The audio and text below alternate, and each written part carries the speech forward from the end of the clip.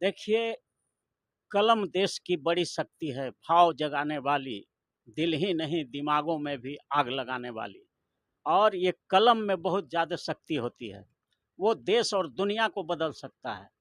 और ये जो लोग हैं, जो आज केंद्र सरकार में बैठे हुए हैं या बिहार सरकार में जो बैठे हुए लोग हैं, और इनके जो वकील हैं, जो सलाहकार हैं, एडवोकेट जनरल हैं या अटॉर्नी जनरल हैं, इन सारे लोगों को बताना चाहिए कि भारत के संविधान में कॉन्ट्रैक्ट पर बहाली की कहीं भी कोई व्यवस्था नहीं है।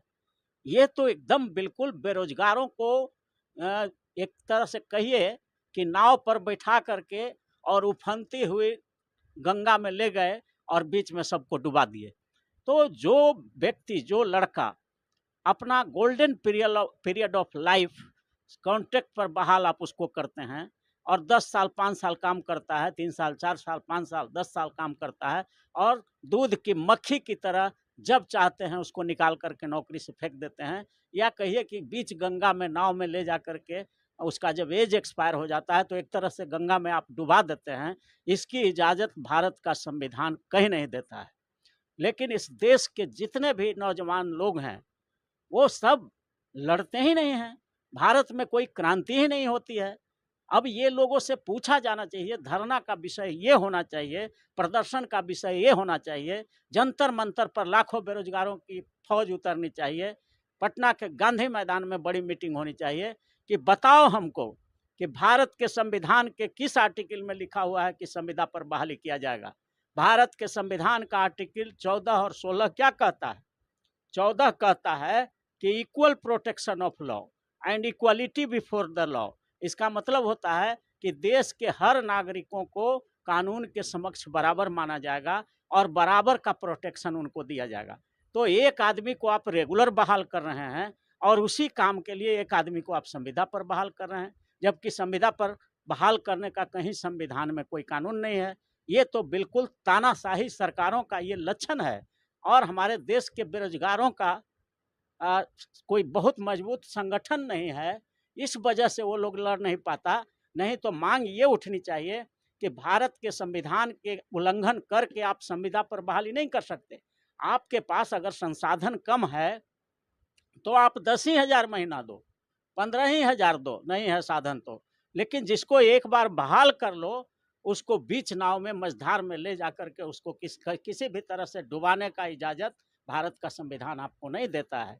इसलिए किसी भी संविदा कर्मी को अगर आप 10 हजार पर भी बहाल किए हैं तो पूरा रिटायरमेंट के एज तक उसको रखना चाहिए, क्योंकि उसके बाल हैं, बच्चे हैं, उसका गोल्डन जो नौकरी का एज होता है वो सब एक्सपायर कर जाएगा। तो वो फिर कहाँ जाएगा? वो फिर चोरी करेगा, डकैती करेगा, लूट करेगा, मार करेगा, पीट करेगा, नक्सली बनेगा, तो देश में बिल्कुल एनार्की हो जाएगा। इसीलिए बाबा साहब भीमराव अंबेडकर ने भारत के संविधान में संविदा पर बहाली का कोई भी आर्टिकल कहीं भी नहीं लिखा है। 16(4) कहता है, 16 कहता है आर्टिकल संविधान का कि पब्लिक एम्प्लॉयमेंट माने सरकारी नौकरी में सबको बराबर ट्रीटमेंट किया जाएगा, सबको बराबर का चांस दिया जाएगा। तो कुछ लोग को, अब हाईकोर्ट के जज को क्यों नहीं संविदा पर बहाल करते हैं? सुप्रीम कोर्ट के जज को क्यों नहीं संविदा पर बहाल करते हैं?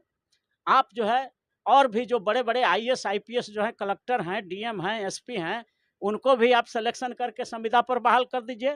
तो उनको नहीं करेंगे चूंकि वो बड़े लोग हैं। तो भारत का संविधान बड़े लोगों के लिए अलग है और छोटे लोग, गरीब लोगों के लिए, बेरोजगार लोगों के लिए अलग है। ये कौन सी बात हो रहा है? किस संविधान से ये देश चल रहा है?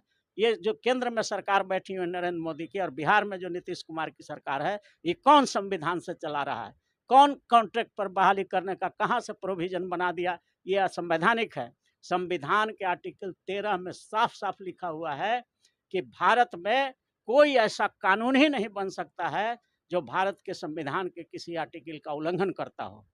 और ये खुल्लम खुल्ला संविधान के आर्टिकल 14 और 16 का उल्लंघन है। संविदा पर जो बहाली हो रही है, ये संविधान के आर्टिकल 14 और 16 दोनों का उल्लंघन है, क्योंकि इसमें बहाली में बराबरी का हक है।